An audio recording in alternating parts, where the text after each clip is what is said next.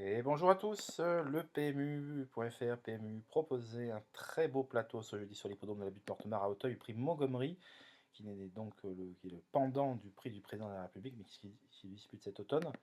Donc un parcours très exigeant sur les parcours en steeple des 4700 mètres. Et une course qui a été plutôt régulière, avec une arrivée somme toute plutôt logique, même si bien sûr, l'épreuve n'était absolument pas évidente du tout. Voilà, il fallait pas être trop parano, c'est un peu mon cas dans les handicaps. Bon, la coalition d'Annie Lamellé était bien représentée, puisque à l'avant du peloton, on avait déjà Miralago et Caligram. Alors Caligram, j'avais personnellement, j'avais, comment dire, j'avais des bruits un peu différents. Voilà, le bruit que j'avais eu du jockey avait été finalement le bon, puisqu'on doutait de, alors pas de le jockey de Caligram, hein, je tiens à le préciser, mais j'avais un bruit comme quoi le cheval, voilà, pouvait se déconcentrer dans ses sauts et pouvait commettre un peu l'irréparable et perdre chance à tout moment. Ce qui a été le cas d'ailleurs dans le prix du président au printemps, dans lequel il était favori. Et là, il a été le deuxième favori de ce prix Montgomery. Et malheureusement, bis repetita, le cheval chutera quelques hectomètres plus loin. Donc la Miralago est en tête, Caligram est dans son sillage. Vous avez Inaya Jones qui était le plus délaissé, donc l'autre atout Daniel Amélie qui est en troisième, quatrième position le long de la corde. Quant à l'autre atout de Johnny Charon, enfin l'autre atout de Daniel Amélie, monté par Johnny Charon, Johnny Rock, alors il n'était pas plus chaud que ça. Il était pas plus chaud que ça. Enfin, il espérait tout faire pour accrocher un lot. Il avait demandé de mettre les œillères australiennes parce que le cheval lui avait pas plu la dernière fois. Il en espérait un rachat, finalement le cheval n'a pas fait l'arrivée. Alors il n'était pas plus chaud que ça, hein, je tiens à le préciser, moi-même je ne l'avais pas retenu de toute façon. Mais c'était une possibilité parmi tant d'autres. Donc voilà, on va bientôt aller dans la rivière des tribunes à cet instant. Le favori s'appelle Indivis, il est casaque bleu ciel. Et malgré 4 kilos de pénalité suite à sa victoire dans le violon 2, eh bien, Indivis va confirmer, va tracer un excellent dernier kilomètre. Là, on est encore loin de l'arrivée. Donc là, eh bien, tous ont pu sauter sans encombre la grosse difficulté qu'est la rivière des tribunes. Kerida, mon gros regret Kerida, qu'est-ce que j'étais dégoûté de ne pas la mettre, malheureusement, Kerida viendra me treffer tous mes jeux, personnellement, enfin je veux dire au niveau du pronostic, je suis vraiment dégoûté parce que c'est une jument dont on avait entendu justement qu'elle serait beaucoup mieux dans le président après sa quatrième place dans un quintet, sur plus court, et là elle serait beaucoup mieux avec 1 kilomètre supplémentaire, ce qui a été le cas. Elle a tracé vraiment une excellente fin de course pour ravir la troisième place, on va revenir un peu plus tard.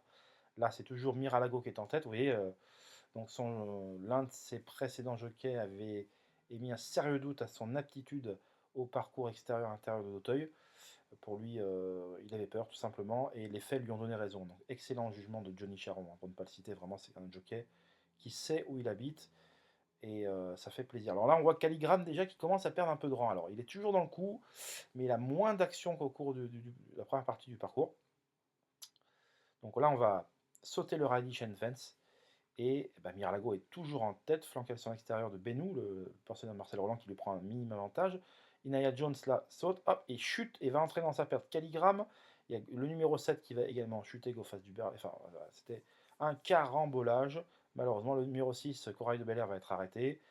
Voilà, il y a eu de la casse à cet endroit précis. Malheureusement, là, voilà, chute de go face du Berlay. On ne pourra pas dire où c'est qu'il sera allé, malheureusement. Donc, go face du Berlay aura chuté un obstacle plus loin. Donc là, on voit la regate Guéluron, dont l'entraîneur Nicolas Jeunesse que j'avais eu était pas négatif du tout et qui va venir à l'instant faire illusion avant de rester un peu là pour finir. Bon, là, c'est pas là encore là. Là, il est encore un peu facile. On se dit, tiens, il peut faire l'arrivée là encore, hein. Voilà, donc là, on rentre dans le tournoi final et Héraliste. J'avais entendu de très bons bruits sur Héraliste. C'était le préféré des deux Chaillé-Chaillé. Et le cheval a été préparé avec soin par Arnaud. Et le cheval va s'imposer. D'ailleurs, au passage, les deux premiers du journal 14 et As sont les deux premiers dans l'ordre du pronostic du Vénard. Je les avais mis dans mon prono personnel très haut, dans ce même ordre d'ailleurs. Voilà. Et derrière, bon, voilà, donc là, Héraliste a pris une sérieuse option pour la victoire. Indivis est un excellent dauphin et va bien poursuivre son effort final jusqu'au bout. Et là, en retrait, on voit Benou.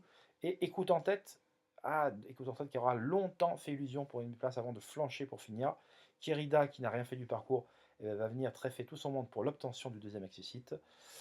Au même titre que le Listrac, qui aura sagement attendu son heure à l'arrière-garde, qui viendra donc avec Kérida terminer très correctement à la quatrième place, tandis que Benou va devoir se contenter de la 5e. Vous avez les 2 premiers qui ont fait nettement la différence et à ce titre, Indivis qui est 2e sous 72 kg aujourd'hui va certainement, je pense, prendre part prochainement au prix, de la Haie Josselin. Je vois pas trop ce qu'il peut courir d'autre ou à moins que son entourage fasse l'impasse sur la Haie Josselin pour le présenter, une course comme vous savez, la le dernier gros morceau chez les steeplechasers, la revanche en gros de la Haie Josselin, en essayant de profiter du fait qu'il y en a qui ont une course dure dans la Haie Josselin pour, pour tout simplement essayer de franchir un nouveau palier. Il en paraît vraiment tout à fait capable. Donc voilà, Querida 3e, le Istra 4e et Benou 5e. Donc une course qui a donc réussi à 2 concurrents particulièrement qui se sont vraiment détachés du reste du peloton.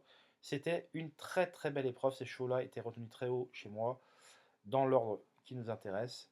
Et voilà. Et donc Querida était tout sauf une non-chance. Le rallongement de distance c'était vraiment pour lui servir. Bon, c'est ainsi, c'est les courses, hein, on fera avec. Il y aura des jours heureux, des jours malheureux. C'est le lot de ces handicaps. Je vous souhaite un très bon débrief et on se retrouve plus tard pour d'autres informations, d'autres interviews, d'autres vidéos, d'autres infos. À très vite, bye bye.